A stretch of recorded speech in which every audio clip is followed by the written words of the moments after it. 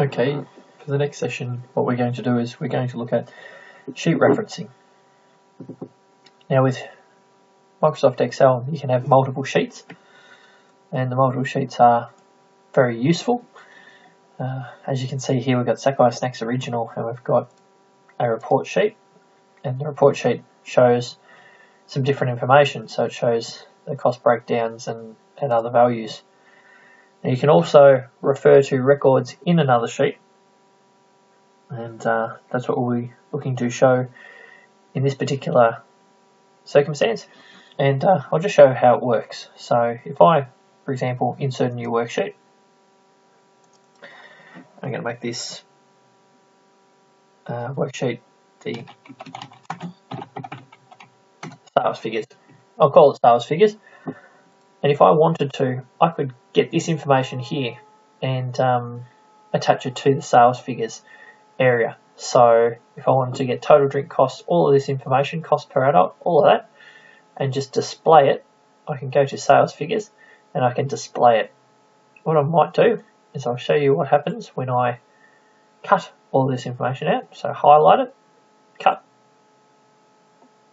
and of course there's our good protection sheet. So we'll just get rid of the unprotection.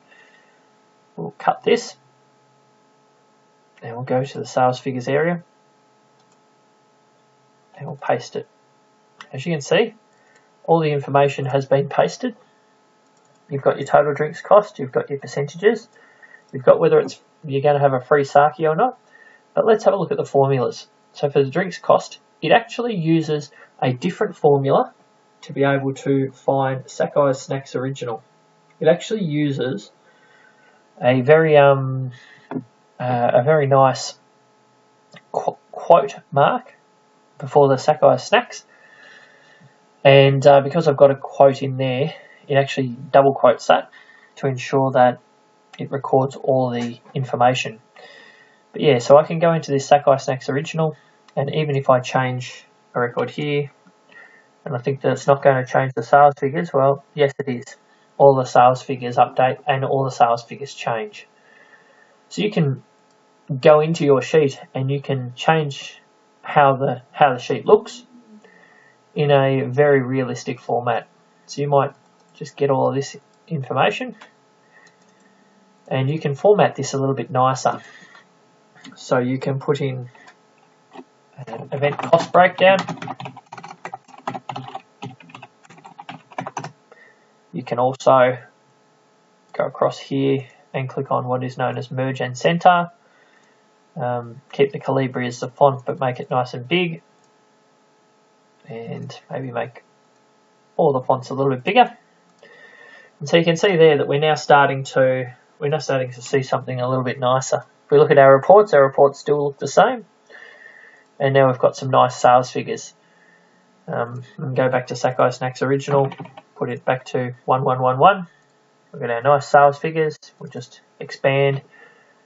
We'll expand the area for a free sake.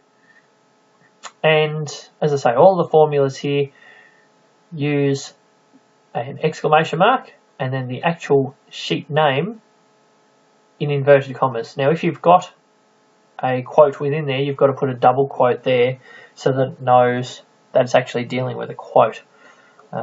That's one of the features. If I actually change this from being Sakai Snacks Available to Sakai's Snacks Original, and then I go back to sales figures, you can see there that it doesn't need the double quote.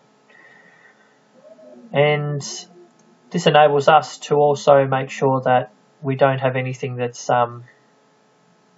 that requires too much updating on the front page. So I might just grab all of this information as well and create a new field. And I'll just call this references.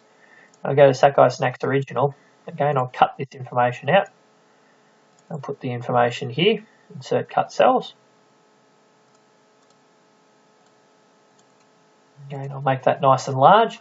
So this is our reference sheet.